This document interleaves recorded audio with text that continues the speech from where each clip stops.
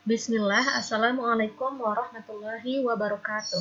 Selamat datang di kelas digital mata pelajaran Matematika Peminatan kelas 12 dalam semanti belajar dari rumah, sehat, cerdas, dan juara. Pada kesempatan ini, Ibu akan menyampaikan materi tentang penggunaan turunan fungsi trigonometri bagian 2. Jadi minggu ini kita bahas penggunaan turunan fungsi trigonometri selain fungsi naik, fungsi turun, dan titik stasioner minggu lalu.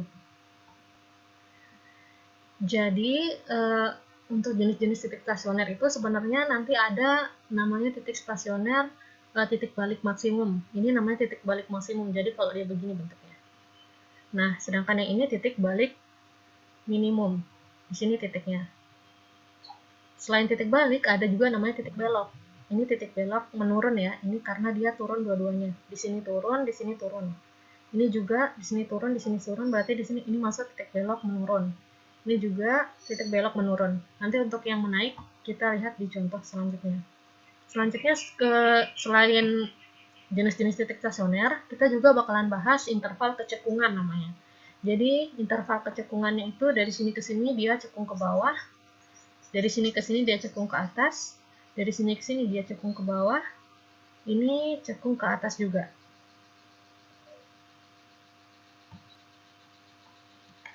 Sebelum ke contoh soal, kita perlu tahu kapan sih titik stasioner itu dikatakan titik balik maksimum, titik balik minimum, titik belok menurun, atau titik belok menaik. Nah, itu bisa kita lihat dari, pertama kita tentuin dulu titik stasionernya.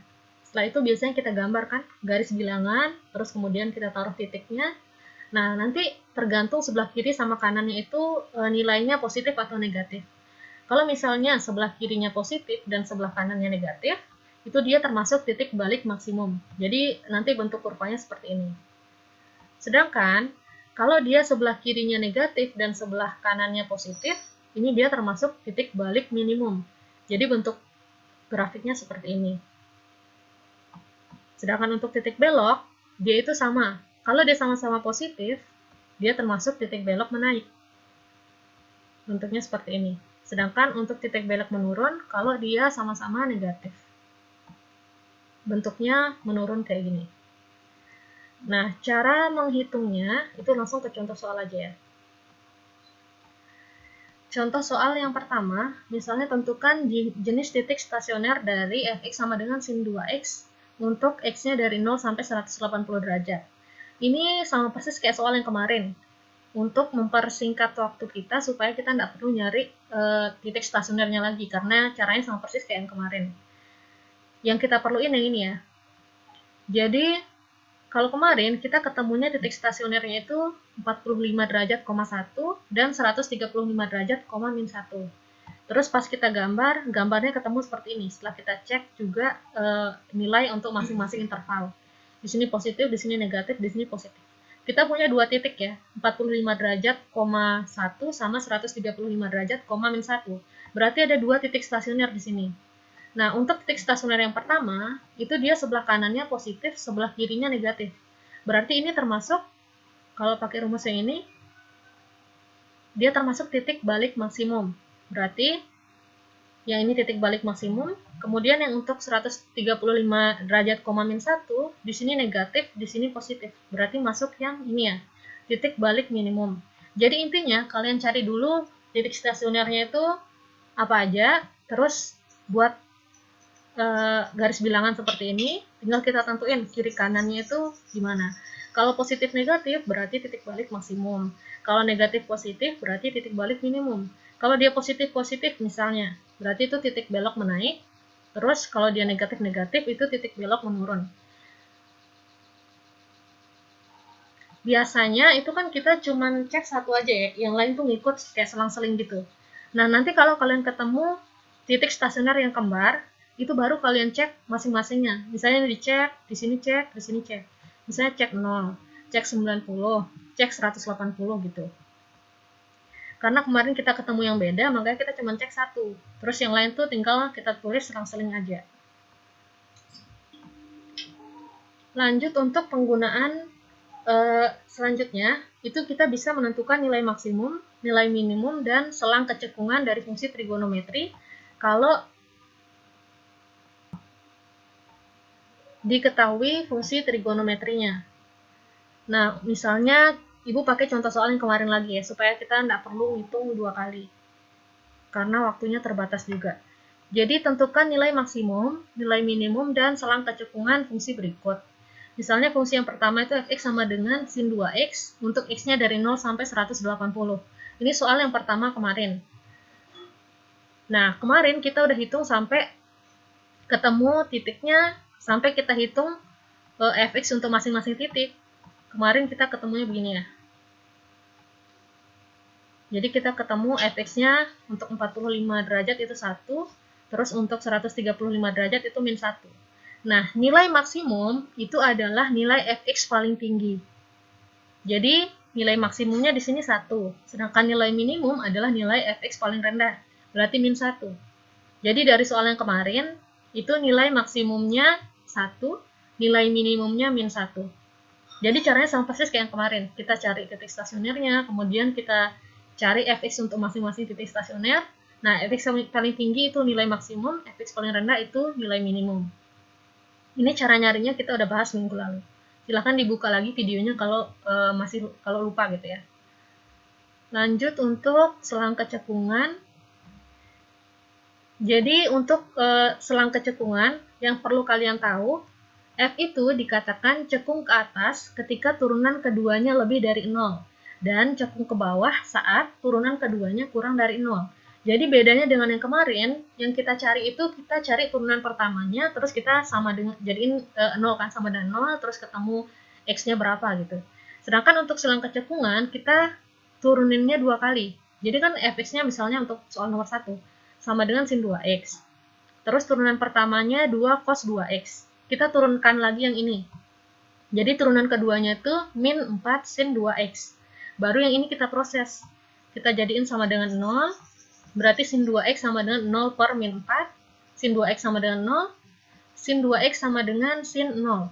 Berarti kita ketemu A-nya 0 derajat. Setelah kita ketemu A-nya, kita masukkan ke rumus persamaan trigonometri yang sin. Sama kayak yang kemarin. Seperti ini, kita masukin, kita jalanin K-nya dari 0 sampai 1. Ketemu 180. Terus untuk sin 2 rumusnya ya, ada yang 180 min A juga. A-nya 0 kan, kita masukkan, bagi 2.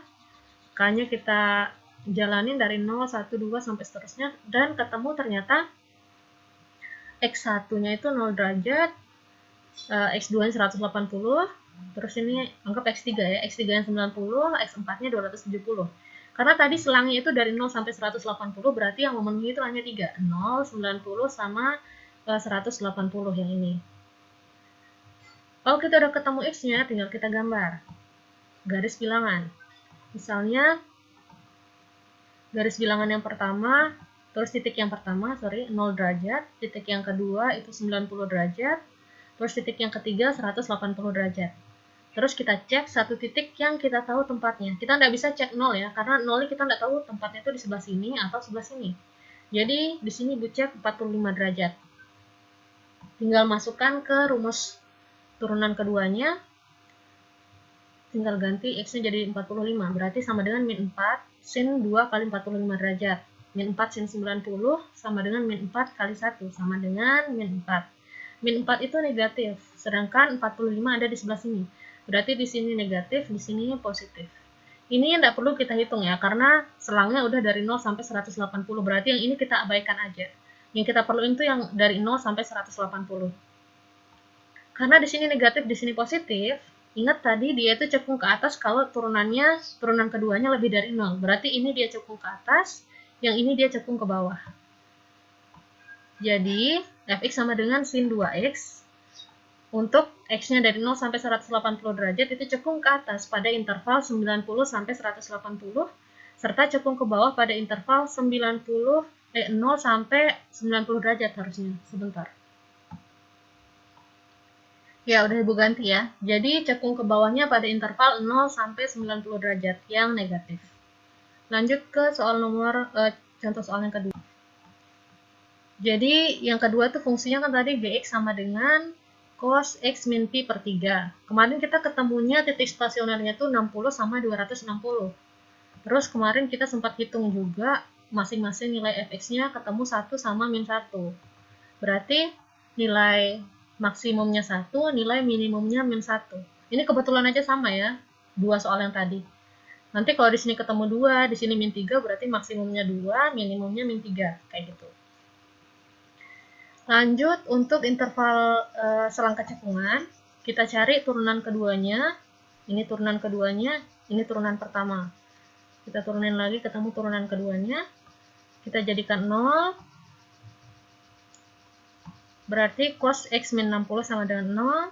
Cos x min 60 sama dengan cos 90. Yang menghasilkan 0 kan? Berarti A-nya ketemu 90. Kalau udah ketemu A-nya, tinggal kita masukkan rumus yang kayak kemarin. Nah, ini nyempil ya. Jadi kita masukin ke rumus kayak biasa. A sama min A kalau cos. Ketemu X-nya itu yang memenuhi hanya 150. Karena di soal tuh dia maunya dari 0 sampai 270. Kita ketemu X yang memenuhi hanya 1. 150 aja. Kita buat garis bilangan. Di sini 150. Terus kita cek titik yang kita tahu tempatnya. Nah, di sini Ibu cek 90 nih. Karena 90 Ibu tahu tempatnya di sini. Sebelah sini. Kita masukin ke rumus turunan kedua. Ganti X-nya jadi 90, ketemu min cos 30. Min cos 30 itu min setengah akar 3. Min setengah akar 3 otomatis negatif ya. Karena udah min depannya. Berarti di sini negatif, di sini positif. Nah, interval selang kecekungannya itu tetap kita hitung dari interval yang ada di soal. Di soal kan dia maunya 0 sampai 270. Berarti dia 0 sampai 150 itu cekung ke bawah, terus 150 sampai 270 itu cekung ke atas di sini.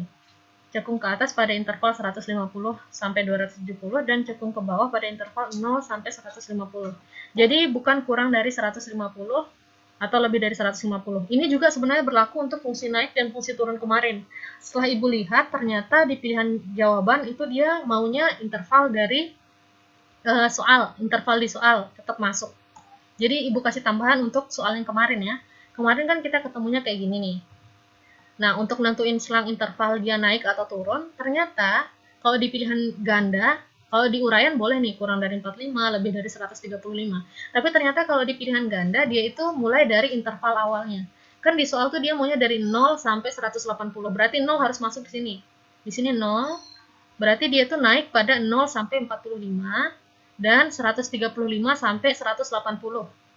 Jadi kemarin keliru kita nulis yang X kurang dari 45 dan X lebih dari 135. Kita ganti ya, jadiin dia 0 sampai 45 dan 135 sampai 180. Sedangkan dia turun pada interval 45 sampai 135. Terus soal yang kedua kemarin juga sama. Berarti dia harusnya naiknya itu 0 sampai 60. Dan 240 sampai 270. Karena di soal batasnya itu, batas atasnya itu 270. Sedangkan dia turun pada interval 60 sampai 240.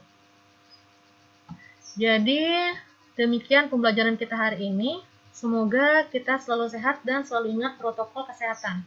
Seperti mencuci tangan, menggunakan masker, menjaga jarak, dan jangan lupa bahagia. Sampai ketemu lagi di kelas digital selanjutnya. Terima kasih. Assalamualaikum warahmatullahi wabarakatuh.